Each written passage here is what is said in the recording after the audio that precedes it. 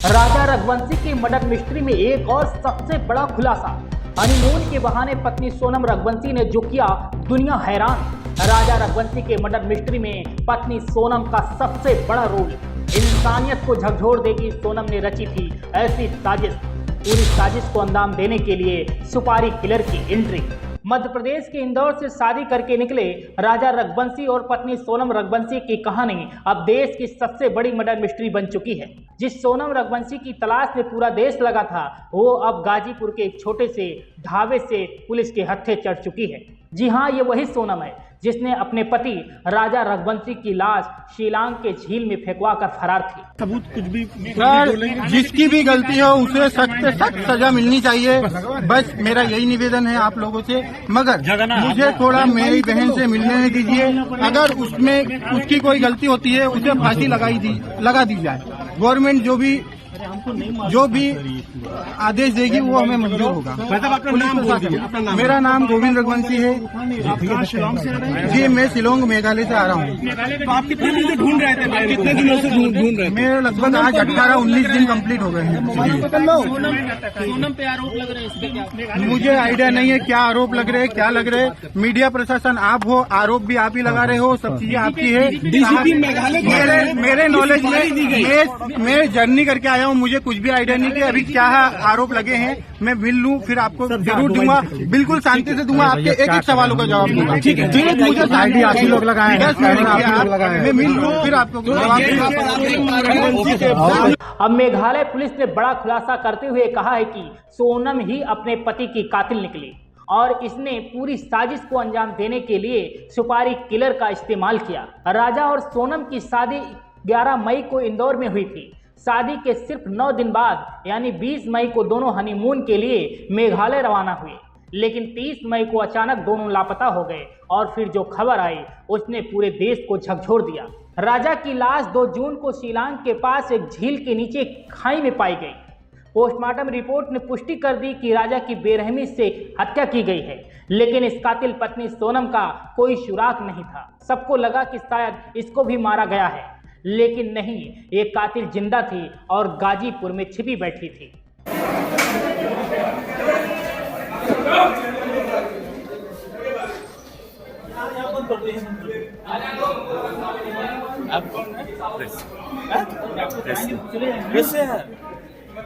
Meghalaya police की team ने इस कातिल सोनम को हिरासत में ले लिया है और शुरुआती पूछताछ में जो तथ्य सामने आया है वो चौंकाने वाला है। पुलिस के मुताबिक सोनम ने ही अपने पति राजा की हत्या की साजिश रची थी। इसके लिए बाकायदा सुपारी दी गई थी। इस हत्या में 4 और लोग शामिल थे जिन्हें पुलिस ने गिरफ्तार कर लिया है।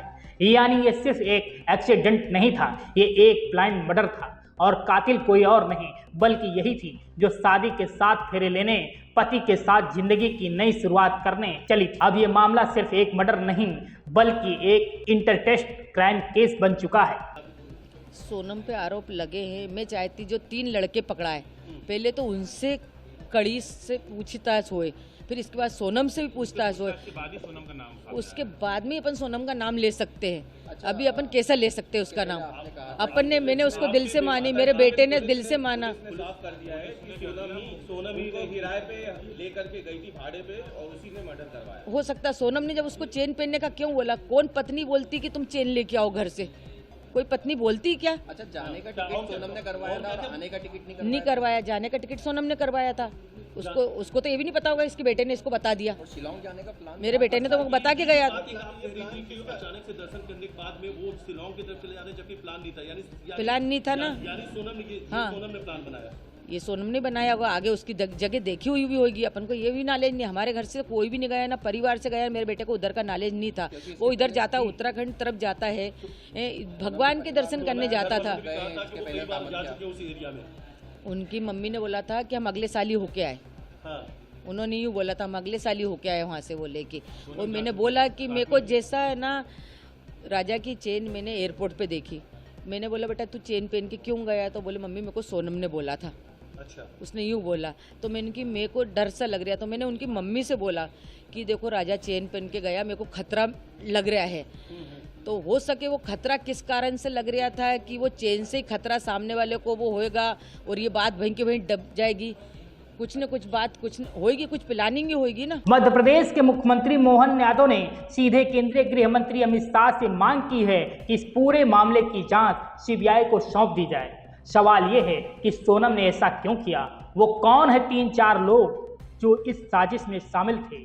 और क्या इस हत्याकांड के पीछे सिर्फ प्यार और धोखा है या पैसे और प्रॉपर्टी का कोई बड़ा खेल भी चल रहा था? आने वाले दिनों में इस केस के और भी बड़े खुलासे हो सकते हैं, लेकिन फिलहाल इतना साफ है कि ये हनीमून नहीं, ये था मर्डर ट्रिप। एक ऐसा मर्डर जिसने इंसानियत को झकझोर दिया है। देश देख रहा है और अब पूछ रहा है, देश देख रहा है और अब पूछ रहा है कि आखिर किसने मारा राजा रघुवंशी को और क्यों। फिलहाल इस मर्डर मिस्ट्री में शामिल साजिश रचने वाले उन कातिलों की भी हिस्ट्री बताएंगे जिन्होंने इतनी बड़ी घटना को अंजाम दिया।